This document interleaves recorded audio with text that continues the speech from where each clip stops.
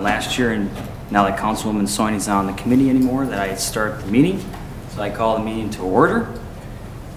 We'd like to welcome back to the planning board Bill Fuchs. Thank you. Also welcoming Paul Thielen as now being the assigned counselor to this committee.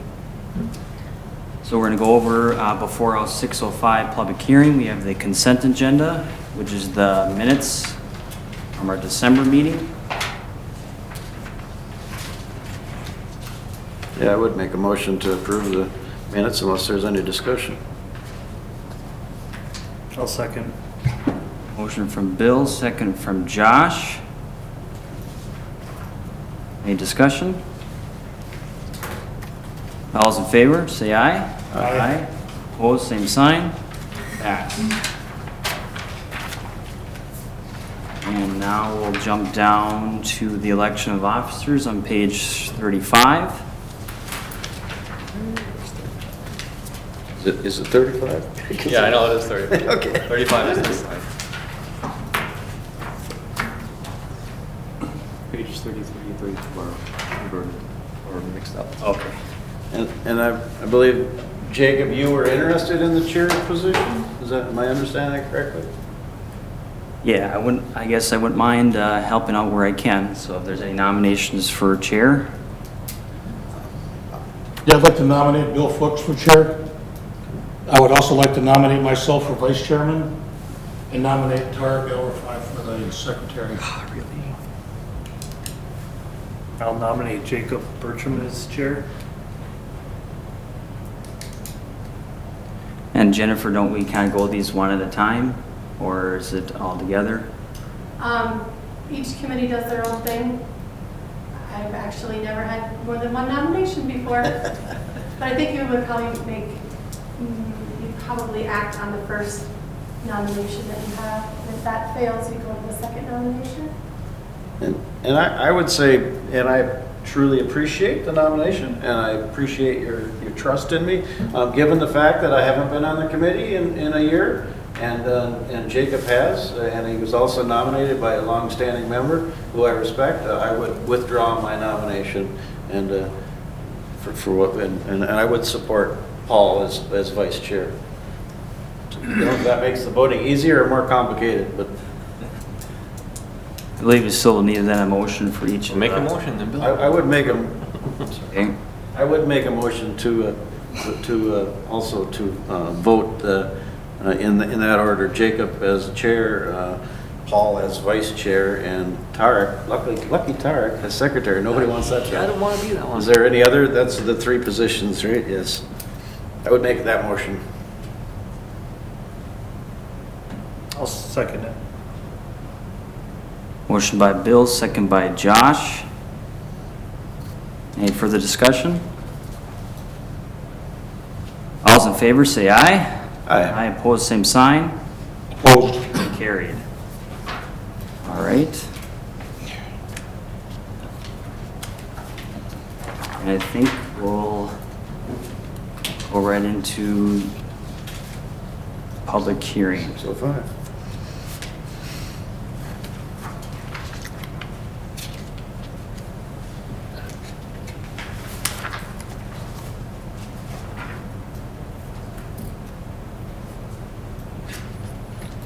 So open the public hearing for the conditional use permit for Furchi Family Limited Partnership Solar Farm CUP that was presented. If you would like to speak on that behalf, you can go up to the podium and speak from there.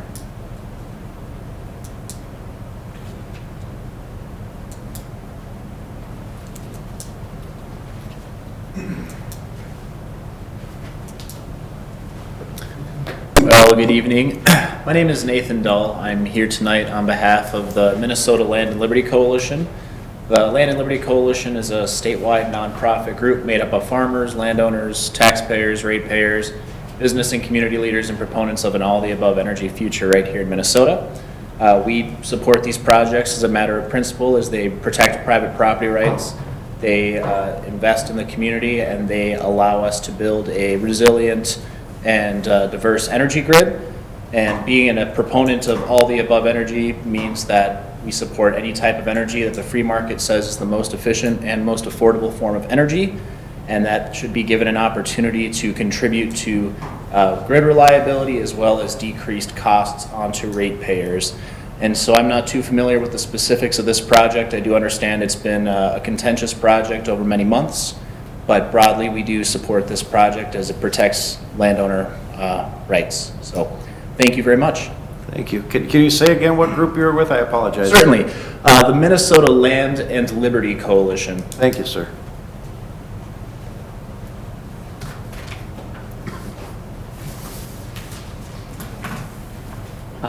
We also received a letter, if you want to read that one out. Yeah, we received the letter, it's according to Tarek, and I'll read it here. Planning board members, I would like to be at the public hearing regarding the conditional use permit being requested. I cannot be. I would like to ask those voting to again deny this permit. For all the same reasons, you voted no for the first megawatt solar garden on the Furchie property. Those reasons still apply. You did your job, you listened to the public, and went through the facts. It was irregardless that the city council totally disregarded your request to deny. It was most unfortunate that they obviously didn't review the video of the planning commission's meeting and public hearing, which articulated the reasons why you denied. It was also shocking to me that the reasons you denied could not and were not articulated by Councilwoman Soini to the council on August 28th when they mocked the planning board's decision and recommendation. These are some of the comments from the August 21st, 2023 public meeting where the committee rightfully denied the first megawatt request that I recall and remain relevant to this request. Stearns County has 35 solar gardens. Painesville Township has 15 solar gardens and will not allow any more. Zion has 3 solar gardens. With the 1/10 of a mile, there are between 75,000 to 100,000 solar panels. Not following the process of rezoning, plat, permit before approval, a conditional use permit is backwards, making it easier for the developer, but sets a precedence for the future requests that will become before this committee. This is the only big parcel of land the city owns that could be developed into housing, which is needed. Some people say, who wants to build by the 4-lane? All you need to do is drive to St. Cloud or the cities and you have many apartment buildings, housing developments right next to the freeways, far busier than Highway 23. Any land can be developed, so the argument as to it can't find anyone who wants it is wrong. It is still harmful to the area. Habitat loss, habitat fragmentation, habitat degradation, collision risk, pollination activity. Impedes the development of the area, yes. We need housing, not more solar gardens when we have so many within 1/10 of a mile. How many more solar gardens are needed when we don't even use the energy from the existing gardens in our community? Please deny this request for another solar garden, and please be prepared to articulate your reasons for your vote at the city council meeting. Just because the council approved the 1 megawatt permit doesn't mean another should be approved.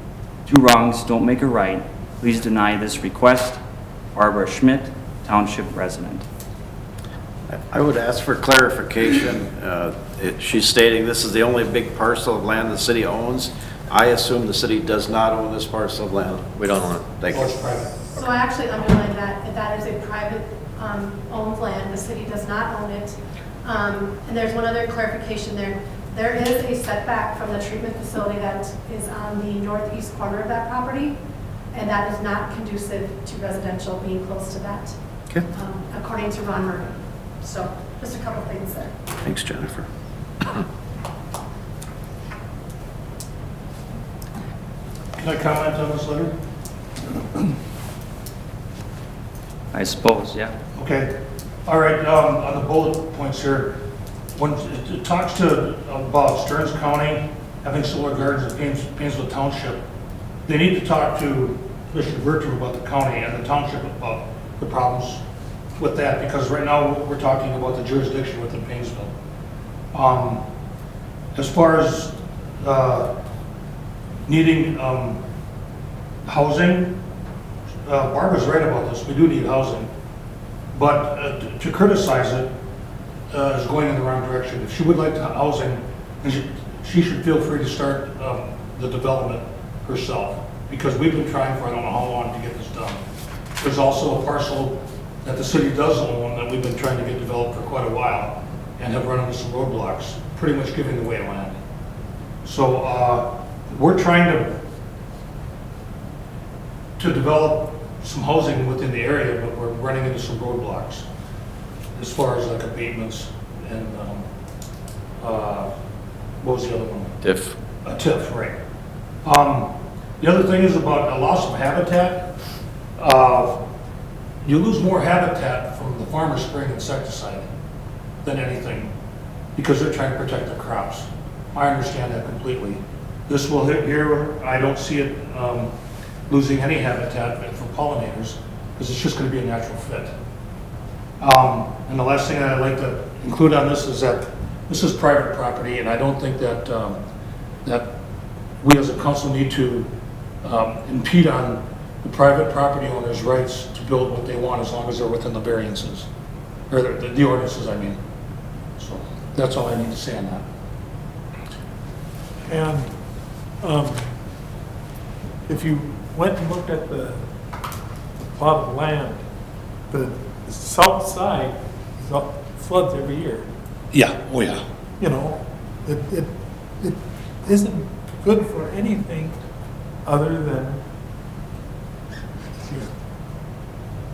And there's already one solar garden that has been approved to go there already. This is just going to be like a sister one owned by the property owner. Anything else for the public hearing? Good evening, Council. My name is Brian Dockendorf. I'm the Vice President for Furchy Family Partnership. I would like you just to consider to approve the conditional use permit. We think where it's sitting, like I've heard in council members, it fits in there very nicely. There's nothing we really can put there other than this kind of product. We've owned this land for 18 years, and we tried for 18 years to bring somebody into town. So this would fill that area up. It's very conducive to animals and anything, because it's right back in the green. It fits very nicely from the one that's approved already. It's the same size. It's in the same side of the creek that it is. It's on the east side, sits in the corner. It'll be using the exact same gravel road or entrance that the previous one is, and the same poles. So as far as anything really new other than panels, that's all this corner is going to do. So, thank you. Can you confirm, if the application says up to 2 megawatt, do you know what megawatt it's going to be? 1. 1 megawatt? It'll be a 1, yes. Okay. So it'll be very similar in size as to the previous, Yes. and you'll be using the same poles, and those poles are going to be moved in from Lake Avenue? Yes. And which access are you now using to access this property? It's going to be, whether it be on the road side or 23 side, it runs between The MnDOT right-of-way side? Yes, yes. That'll tie into that same access road as the phase 1. And do we have a perpetual easement, or do you have a perpetual easement with MnDOT to access that? We will. We're doing that, in the process of doing that now. That'll come when you have the easement for the poles. So Jennifer, on page 32 then, if I understand that right, you know, that in that point number 5 regarding the escrow amount, am I understanding that that's 65, based on the statement of 1 megawatt? Because I also was a little bit confused as the size. Is the city relatively satisfied with the $65,000 number there, or is that still something that's being debated or discussed or concerning? Is that decommissioning? Okay. Point 5 on page 32, yes. All right, sorry about that. No, it's all good. So that is something that the planning board would make a recommendation on. For the last conditional use, they deferred it to council because they had denied it. But for the last conditional use that we did for Mr. Evans, it was $100,000. And that was also 1 meg? Yes. And just help me understand, is that a escrow, is that a bond, what is it? I'm going to refer that one to Bill. Okay. It can be a bond, it can be a letter of credit. I think it can be done in different ways, but it's basically a pledge of funds to protect against the city having costs. So the city leaves it up to the developer whether it's a bond or a letter of credit, or does the city have a preference? I don't know. I mean, the council didn't express it. I can't remember the last time if they said it had to be a bond. I don't know. I think it was a letter of credit, if I remember right. Yeah. Before the building permit and building of the community solar garden can be established, a financial gratuity in the form of a cash escrow or letter of credit meeting the requirements of the city of Painesville in the amount of $100,000 shall be submitted prior to the issuance of a building permit for the decommissioning. Okay. So there'd have to be an escrow agreement of some kind. Yeah. And historically, 100K has precedence. That's the only one we've done, and that's what it was. That's what I was looking for. Thank you. And then the other thing that you'll have to just visit about a little bit is the whole establishment of habitat and the turf and the landscape out there. And the other thing that the council did for the last one was cash escrow or letter of credit meeting the city letter of credit requirements in the amount of 125% of the total cost to vegetate the project area is required. And I did read something about that, where if it didn't come back in 3 years, or there it is on page 33, 6A. Is that where you're referring to? Well, I have the conditional use that the first project You're has. cheating. So that we make sure that. Thank you. If this is something that you want to proceed with, if you ever were to call, like what did we do last time? I have that right here. Thank you. That's huge. So it just so I understand, because I'm trying to fill in the blanks here, on 33, 6A, a cash escrow or a letter of credit, meaning the city letter of credit requirements in the amount of blank percent of the cost of to vegetate the project. Historic precedents would put that at 125%? Yes. That's what I'm looking for. And then Jacob, just to let you know, pages 32 and 33 are swapped. They just need to be, I was Swap confused. back. Thank you. let's see what else. And is there an actual motion page set up for this? So typically, you would work through as a board. Oh, yes, that's right. The recommendation. You don't have to read it verbatim, but you would want to, maybe start under the conditions, or at least the reports and findings, and then the conditional use 1, number 2, the establishment of the conditional use. And then at the very end, you're gonna, set those amounts, and at the very end, then you would actually grant or deny and recommend to the council.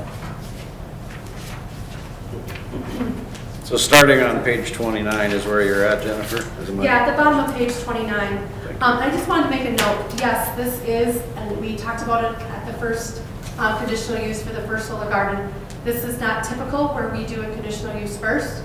It's typical that they would plat it, they would rezone it, and then apply for a conditional use. But because the platting and rezoning has some significant effect, there's some value in them asking for a conditional use, with one of the conditions being they must plat and they must rezone before they get a building permit. And mind you, the conditional use is only good for 1 year. So if they have not obtained a building permit and broke ground in 1 year, it's void. So those conditions that you set are all going to be conditions that are set on that conditional use. And one of those that's on the previous one is platting and rezoning. And you'll see in your packet tonight, they have already started the platting process. The concept plan has been brought forward. So they're already following through with one of the conditions. Thank you. Anyone else is here for the public hearing? I think otherwise the motion would be in order to close the public hearing.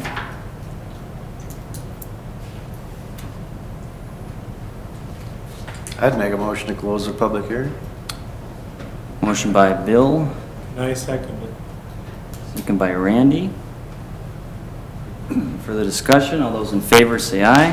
Aye. Opposed, same sign. And public hearing is closed.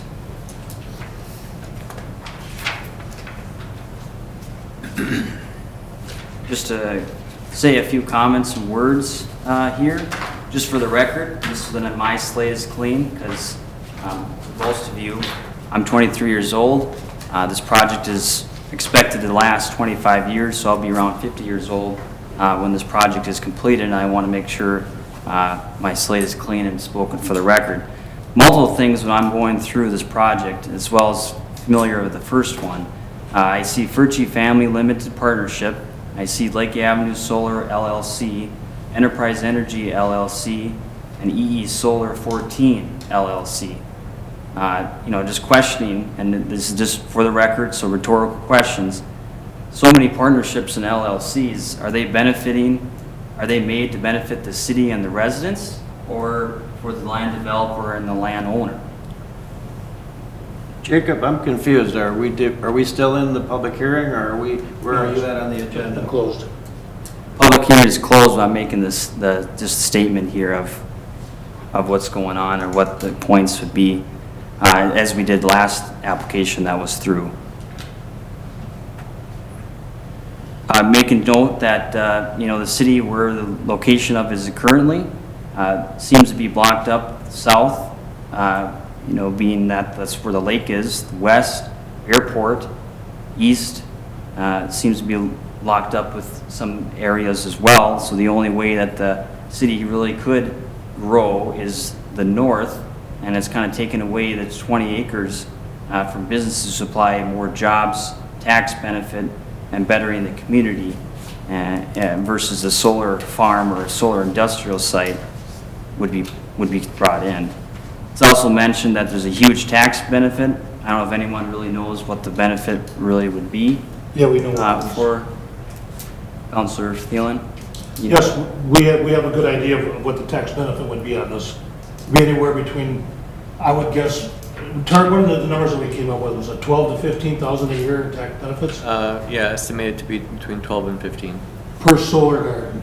I want to make sure those are factual, and not to say that nobody's wrong here, but talking with the township, very minimal, like under $500 is what I heard that they received. Okay, that's township. We're going to worry about the city here with this one. Okay, right.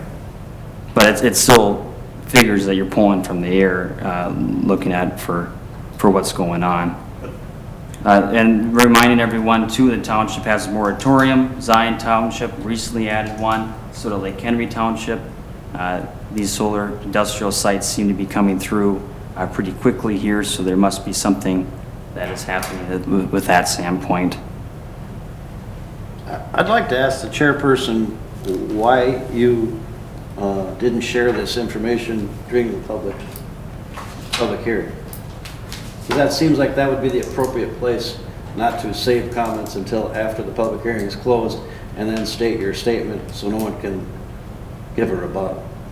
Just for future use, I'd appreciate it if you'd save save your opinions for where they belong, which would be in the public hearing, not to, in my opinion, abuse your position with a statement after the public hearing is closed. I understand that too. Thank you. And Appreciate that. Going forward too, I believe that's how it was made last time. People had comments after the hearing was closed. I would say it was probably inappropriate last time too, then. Absolutely, okay. So with that, I guess we're going with the findings. And Jennifer, you're mentioning that we should start with the report and findings. Bottom of 29. Bottom of 29. Have that be read. I think if you can work through the pages 29, 30, 31, 32, maybe it doesn't have to be verbatim, but so that you can at least have enough information to answer the questions. Important findings. Number 1, the property in question currently has no assigned address. Number 2, the property in question is currently zoned as A1 Agricultural District. Number 3, the property in question is part of tax parcel number 70.38606 and is legally described as Exhibit A, which attached here to is incorporated herein by reference. Number 4, Furchi Family Limited Partnership is the owner of the parcel of real estate and has applied for the conditional use permit. Number 5, the conditional use permit application has been filed. and the required fee has been paid. The application for conditional use permit seeks to allow construction of a community solar garden of up to 2 megawatts, which I believe would be corrected to, Well, up to 2, you can still have 1 or 1.5, so Right. they've actually applied for up to 2, but they're indicating now that maybe the plans are to just do 1. up to 2 megawatts, which under City Code Chapter 36, Section 3692, is a use that is permitted as a conditional use in the I-1 Light Industrial District and I-2 Heavy Industrial District. At the public hearing on January 16, 2024, the applicant was given an opportunity to describe the plan for construction of a community solar garden. Members of the planning board and public wishing to express opinions or ask questions regarding the proposed conditional use were given the opportunity to do so. Planning board, having reviewed the application for conditional use permit and having heard the request of the applicant along with the public comment offering at the hearing, finds the following: the conditional use, A, will not be injurious to the use and enjoyment of the property in the immediate vicinity, or B, will be injurious to the use and enjoyment of the other property in the immediate vicinity. Josh? A or B? And if those don't know what injurious mean, I'm going to call myself out. I don't know. I had to look it up. Yep, it means likely to cause harm or harmful. So, not a legal term that I don't know. I would say it's not injurious as of right now. So A. Yep. Bill? A. Paul? A. And Randy? A. Chair votes B.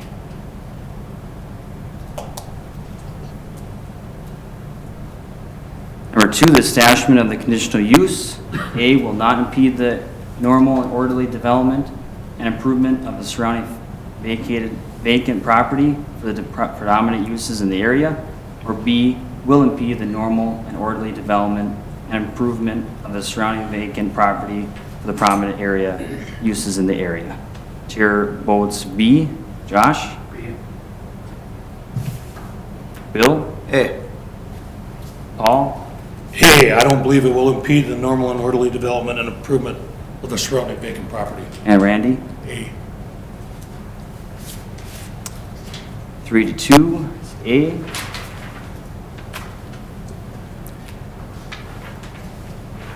There are adequate utilities, access roads, drainage, and other necessary facilities existing or proposed to be built by the applicant.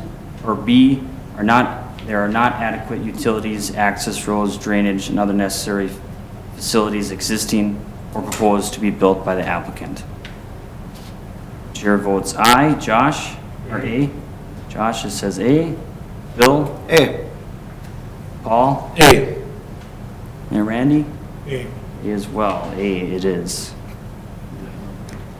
Number 4, adequate measures. A, have been or will be taken to prevent any issues with odor, fumes, dust, noise, and vibration, so that none of these issues will constitute a nuisance, and the plans provide for control of lighting in such manner that no disturbance in the neighborhood will result.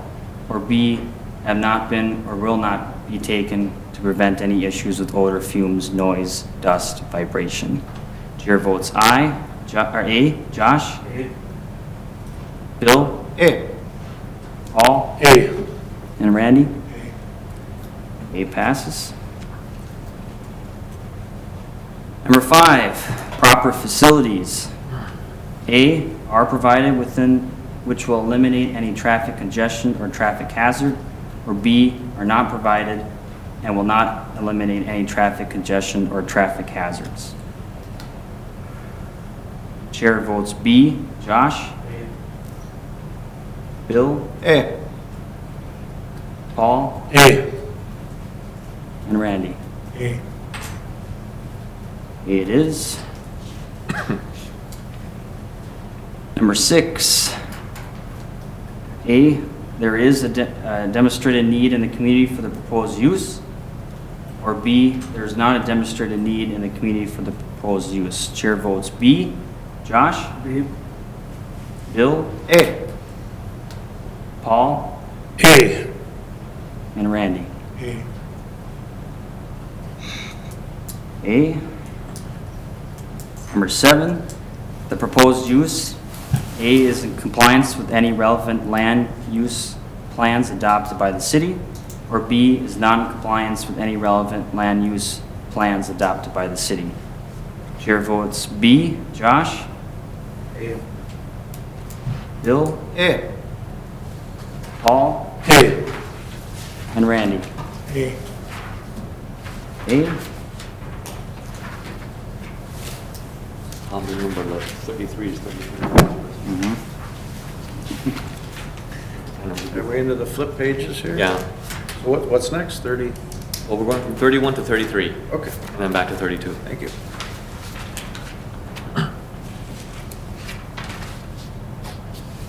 So I'm looking for 8 here. Actually, they were right to begin with. They're What? they're in They the were right, right to they're in the begin correct with. order. Yeah. Okay. Keeping us on our toes. What? The next word should So- be recommendation or based okay. on the foregoing facts. The question I had was on page 34. I was confused because I didn't see an A option. So Did there's I just an miss? A on the bottom of page 33.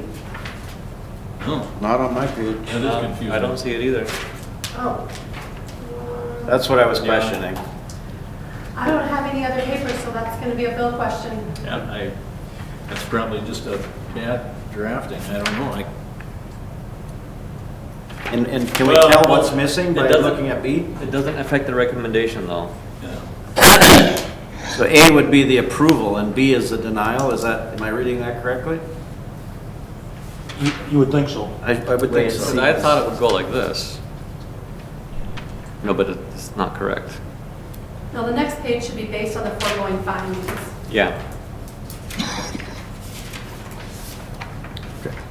So we're on the top of page 30. Top of page 32. 32. 33. The original 32, yeah. Okay. All right, are we good? I think so. Based on the foregoings, finds of fact, planning board makes the following.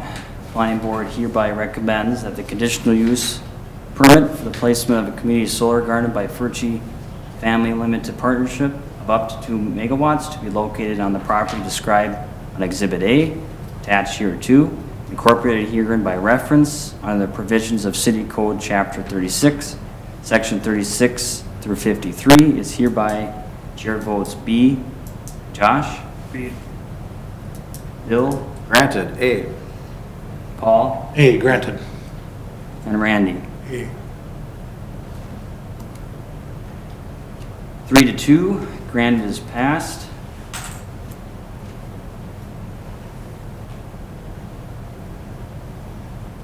Was the chair planning to read the rest or just fill in where we had the missing Looks like- information? I wasn't sure.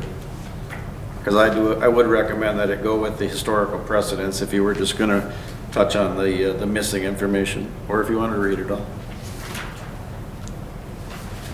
I think we'll go through the information that needs to be filled in, and I believe a formal motion. At the very end. Okay, so we'll go through and fill in what we need to fill in, so that would be number 5. Before a building permit to build a community solar garden can be issued, a financial guarantee in the form of cash, escrow, or letter of credit meeting the requirements of the city of Painesville in the amount of blank shall be submitted prior to the issuance of construction building permit to ensure proper decommissioning of the solar garden. And I would recommend that we go with the historical precedents of $100,000. Just for the record as well, the county, I found out, is $125,000 for their decommissioning fees, just to keep that in perspective with the president going forward.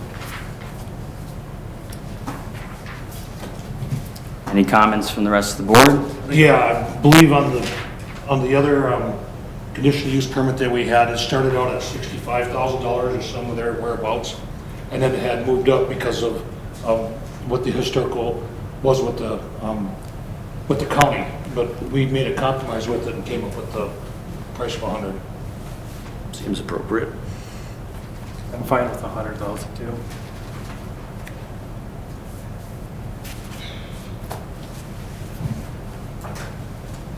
Certain motion need to be made on that, Jennifer, for the setting of the decommissioning?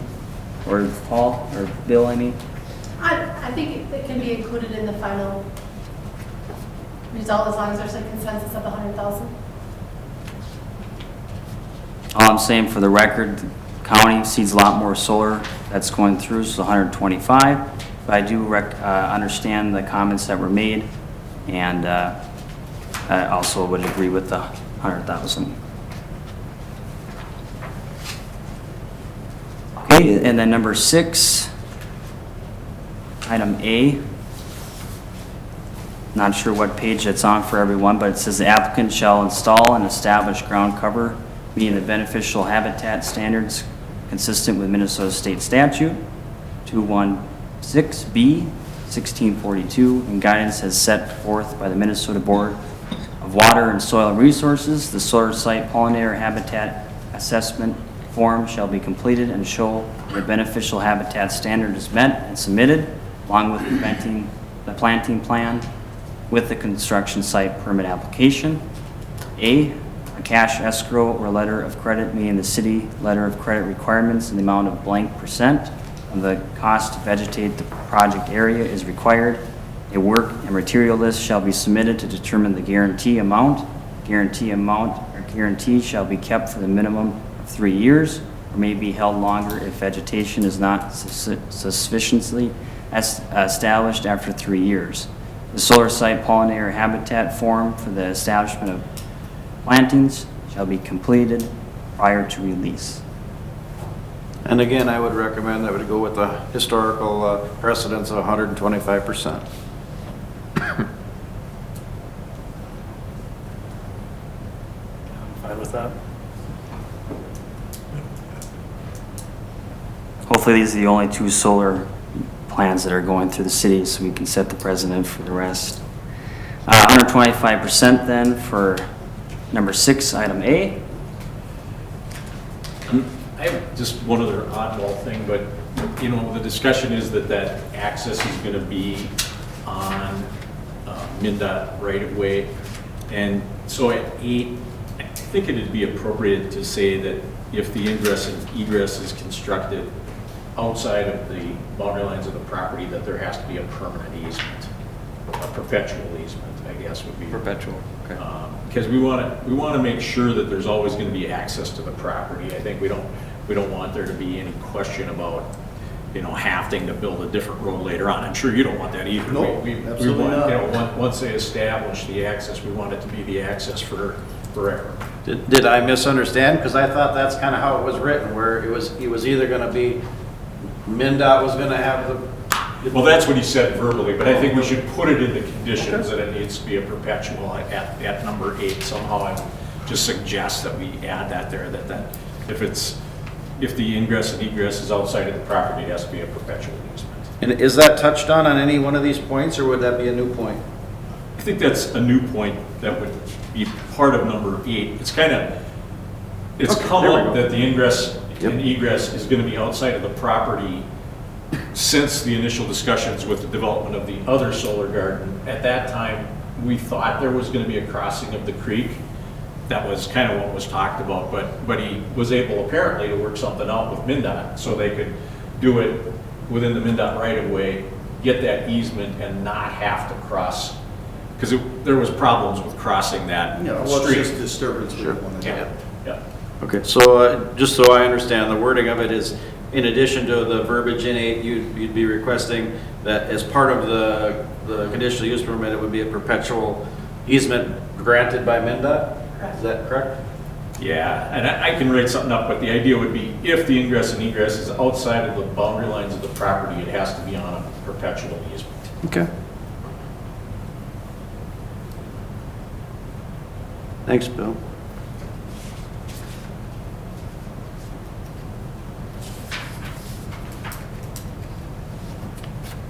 In order for that to be in with the recommendation, is there nothing to do, we already have that included with it?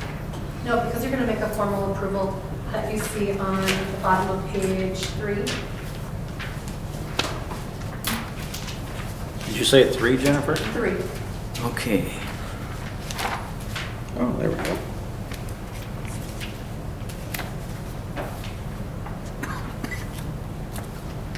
So after the findings of fact went through, now we just would need a formal motion to approve or deny the report and recommend this council. And I think if the, I don't mean to interrupt, but I think if the motion says to approve the report and recommendation with the modifications discussed by the board, they'll happen, we'll get them done, and they can be signed that way. If there's no further discussion, I would make that motion. On bottom of page 3, motion to approve or deny, motion to approve the report and recommendation of planning board on Furch Family LLP application for conditional use permit and recommend such to the city council, noting the changes and additions that were left in the blanks regarding Bill's concern of the MnDOT easement and the percentages that we previously discussed. Okay, we got a motion from Bill, I second. second from Randy. I have a question. This is just a procedural one here. Under the facts and findings on here, with that letter A that was missing, does that have to be addressed so TAR can sign this? Do we have to do that first? Well, This would be on the bottom of page 30, my page 34. yeah, I think B doesn't even need to be there because at the top of page 32, it's got granted or denied. Okay, I think it just needs to come out. So we're going to strike B. Yeah, yeah. I'm just looking for clarification, thank you.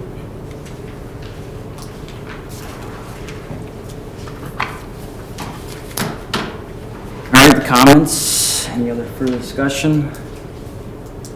The only thing I would say for discussion, again, for the record, listen to the residents, making our stance and our opinion, and then again, of course, the council hopefully this time takes in the percentage of what was heard and what was said at the planning for their findings as well.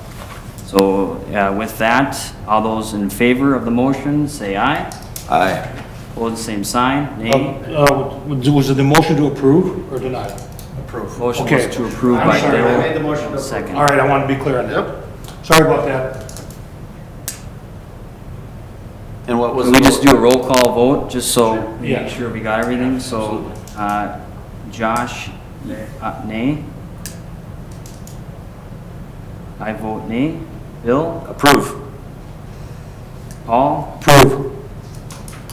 And Randy? Motion passes 3-2 to approve the report.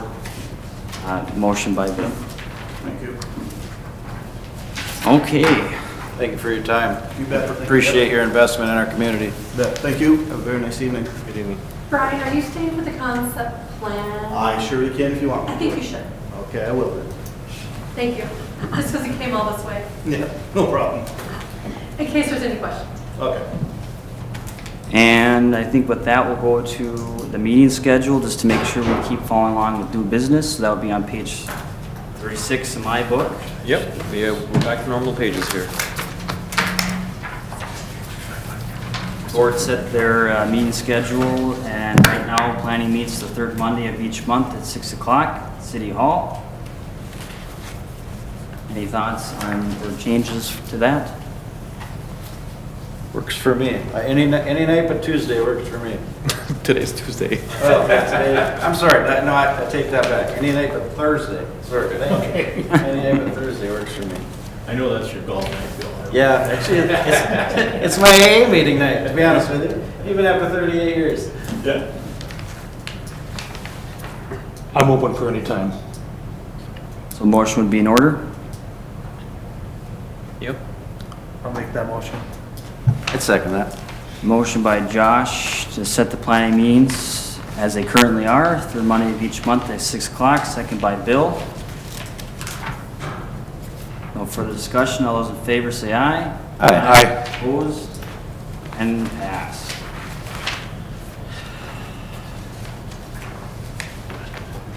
Okay, new business, item C, planning and zoning training. Jennifer will give a verbal report. This is just a great time to touch base with any board members that want to do some planning and zoning training. I know everybody, or most of the board, took training last year. There was a webinar, and then we did the online training. Not everybody did the online training, even though it was free. But there is a webinar that I could send out. There is a small monetary fee that we could sign you up for. I think it's a $15 or $20 class that you could take. But the League of Minnesota Cities has quite a bit of resources out there, and I'd be happy to get you lined up or have Kristen line you up if you're looking at any training. Okay? Thanks, Jennifer. And to clarify, the link to the, I believe that webinar that was free. That is no longer.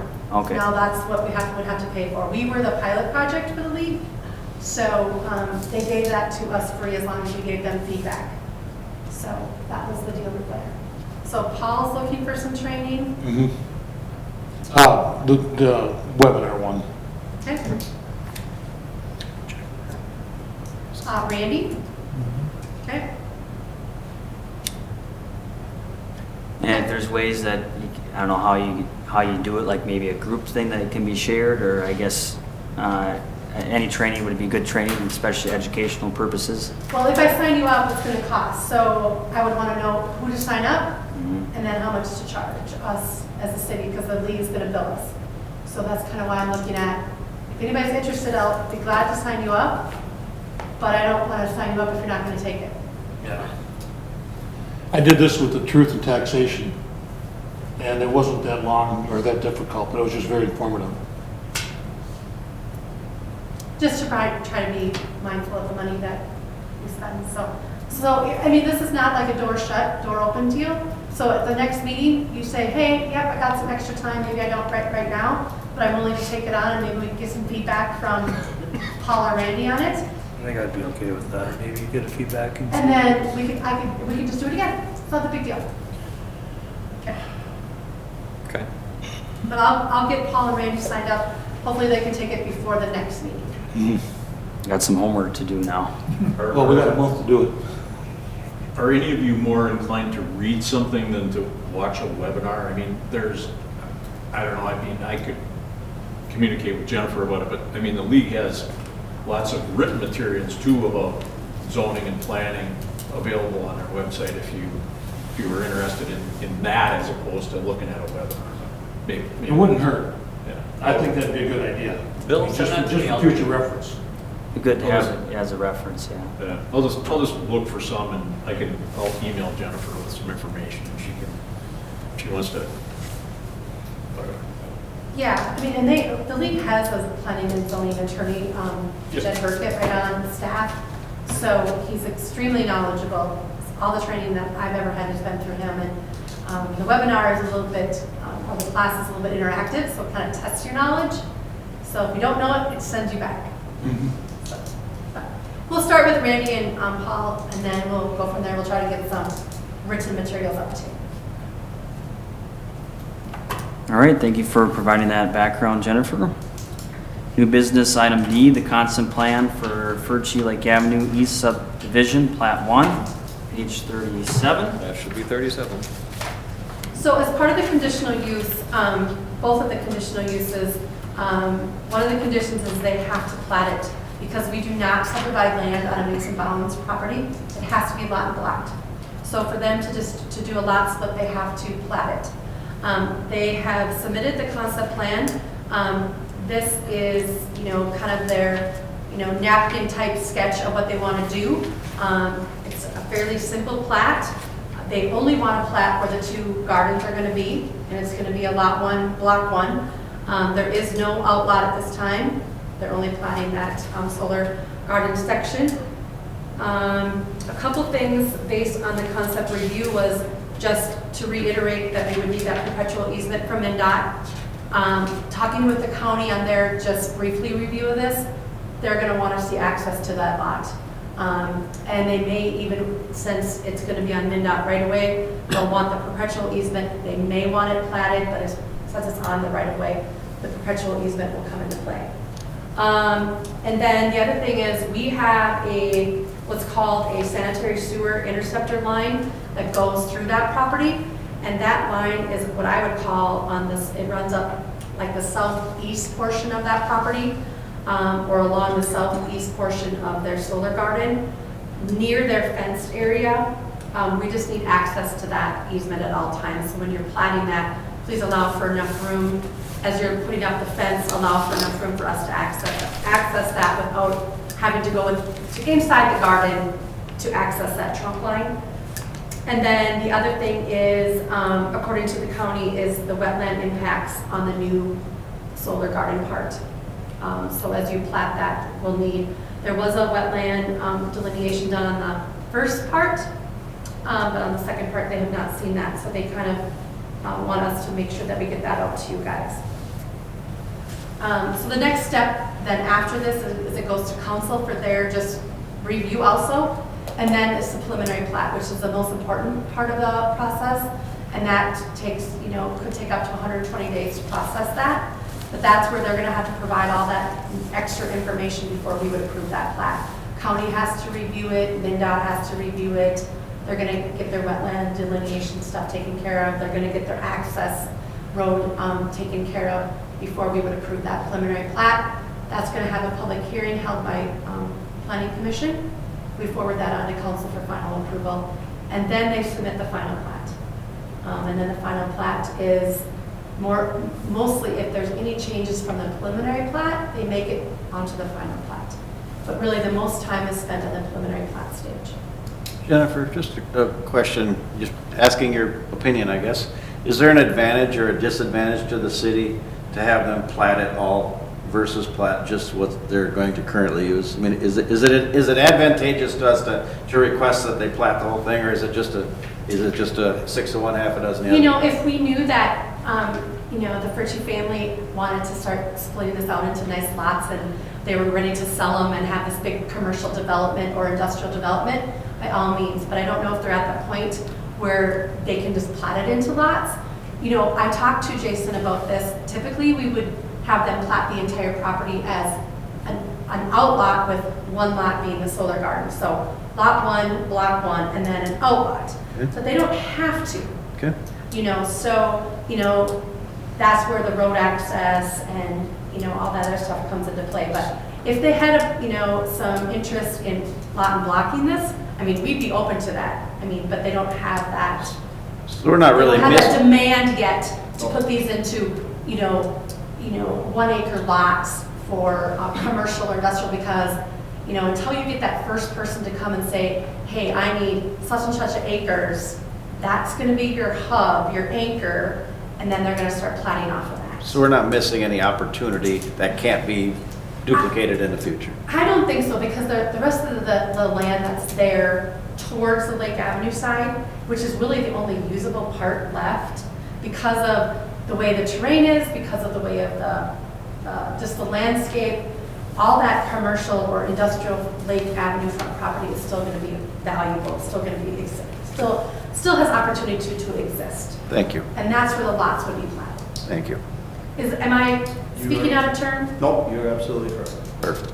Thanks for the clarification. Yep. Do you think on on the preliminary plat, we're gonna wanna see the easement, so we're gonna wanna be able to see where that interceptor line. That easement is gonna have to be on that plat as well. Not only MnDOT's easement that comes down and connects to yours, but also our interceptor easement will have to be on the plat. So once we get through this stage, it's telling them that, yep, we like the idea, we're okay with it, the idea. Now you go to work and get the preliminary plat, and that's gonna take a little bit of work on their end to get that ready to submit to us. So, and there's some expense involved, and then we have the time and expense to review it and make sure it meets all the standards. Get it to the county to review, or they get it to the county to review, and then also we get it to MnDOT to review, and that's where they're going to say if they're going to actually give them the easement. Well, hopefully that'll be done. Yeah, hopefully that'll be all done. We're working on that now. Yeah, so these are developers that have done many developments. We just have to make sure they've checked all the boxes. Perfect. So hypothetically, Jennifer, this concept plan generally comes before the CUP permit, I guess. Yeah, so typically, as you go through, your zoning of a plat, you have your concept plan, your preliminary plat. Typically, somebody would submit a rezoning with the final plat. They kind of run simultaneously together. Once all those are approved, then those are all recorded. Then you would ask for a variance if you need, or a conditional use. But in this case, it is part of the conditions, so they would not be issued a building permit until all the conditions are met. And they have 1 year to do it. And plating typically takes 6 months.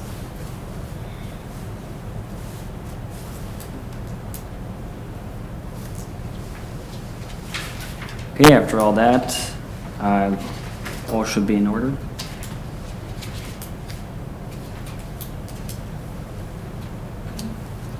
I would make a motion to approve the Lake Avenue East subdivision plat 1 concept plan and recommend such to the city of Painesville, or excuse me, city council. And I second. Got a motion from Bill to approve and a second from Randy. Any further discussion?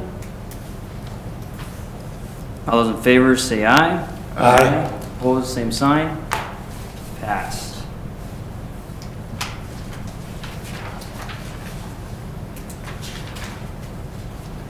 Thank you very much. Now we'll be going to informational reports. Contact information form will be coming down the train here to put your information for Jennifer. We have our building permit reports on page 43 and the CCLD review newsletter on page 52. Next meeting, February 20th, 6 o'clock. The President's Day holiday, another Tuesday. Well, Bill said as long as it's not Thursday. Fine about Thursday. And I believe a motion to adjourn would be in order. Unless we want to sit here longer than we need to. Make a motion to adjourn. And I'd second that. Motion from Paul, second from Bill. All those in favor say aye. Aye. Opposed? And we are adjourned.